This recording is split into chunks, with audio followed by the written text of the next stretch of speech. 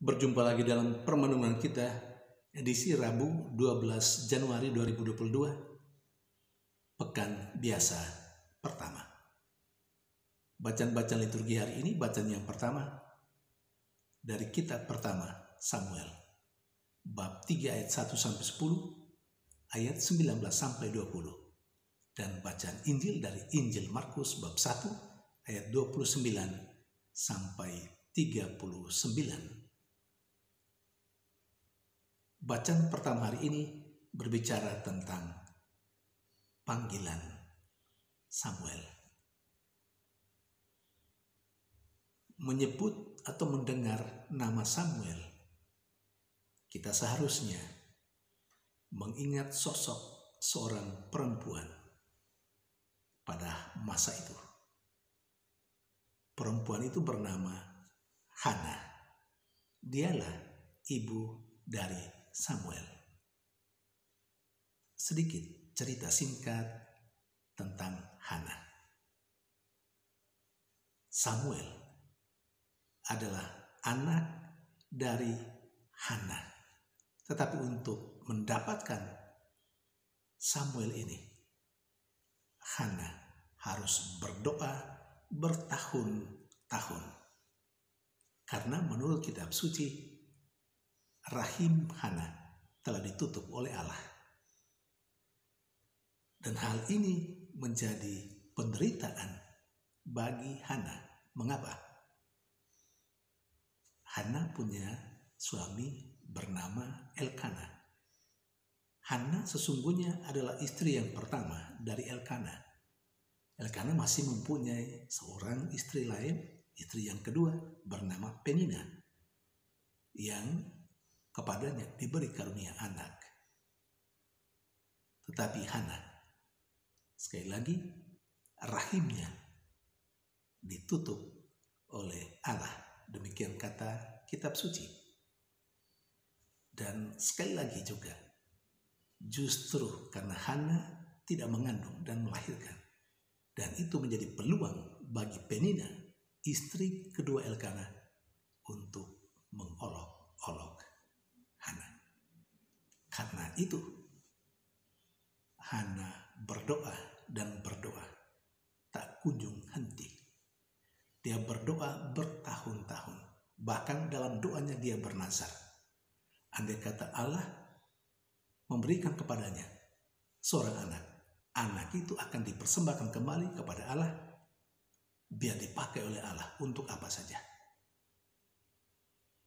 Dan Allah ternyata mendengarkan doa Hana. Anak yang dikaruniakan oleh Allah kepada Hana diberi nama Samuel, yang berarti yang diminta dari Allah. Dan Hana menepati nazarnya. Dia mempersembahkan Samuel kepada Allah melalui imam bait Allah, Eli. Saudari dan saudara yang terkasih, maka bacaan pertama hari ini berbicara tentang panggilan Samuel. 3 kali Allah memanggil Samuel pada saat Samuel tidur. Samuel menyangka bahwa ia dipanggil oleh Eli. Panggilan pertama. Panggilan kedua, Samuel bangun dan bertanya kepada Eli, "Bapa memanggil saya?" Eli berkata, "Tidak." Lalu Eli akhirnya berpikir, pasti Allah lah yang memanggil Samuel. Karena itu Eli berkata kepada Samuel, "Kalau sekali lagi kamu dipanggil, katakan, 'Bersabdalah Tuhan, hambamu mendengarkan.'" Pada akhirnya, pada panggilan yang ketiga, Samuel berkata kepada Allah yang memanggilnya, "Bersabdalah ya Tuhan, hambamu mendengarkan." Saudari dan saudara yang terkasih, apa yang bisa kita petik sebagai inspirasi untuk hidup kita dari bacaan pertama hari ini? Yang pertama, Tuhan selalu mendengarkan doa kita. Yang kedua, kita diajak untuk menepati nazar kita, entah di dalam doa ataupun pada kesempatan-kesempatan lain ketika kita bernazar atau ketika kita berjanji. Apa yang kita nazari, apa yang kita janjikan harus ditepati. Namun sayang, terkadang kita cuma berjanji, tetapi kita tidak menepati janji kita.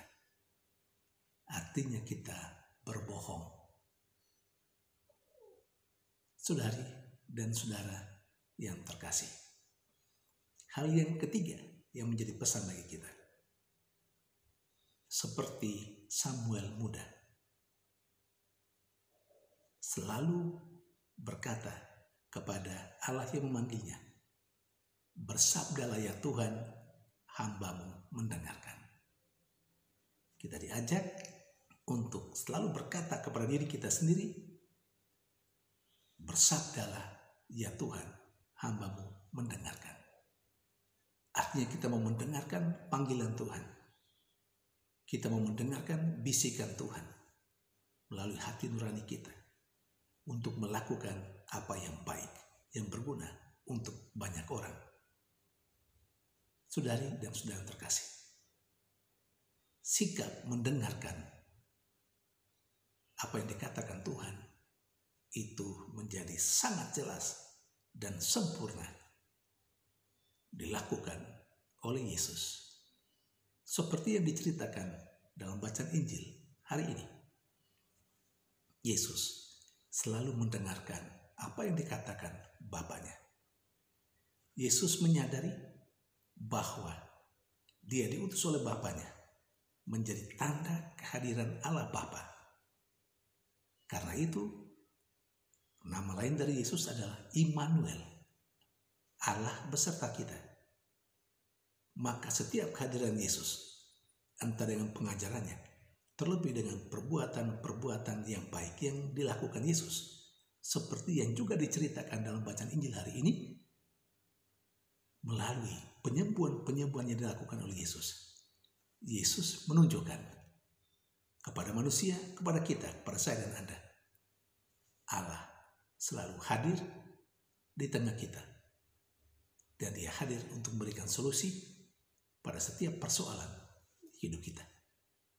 Saudari dan saudara yang terkasih, inspirasi yang bisa kita belajar dari Yesus adalah kita hadir menjadi solusi bagi siapapun yang ada di sekitar kita yang mengalami persoalan hidup.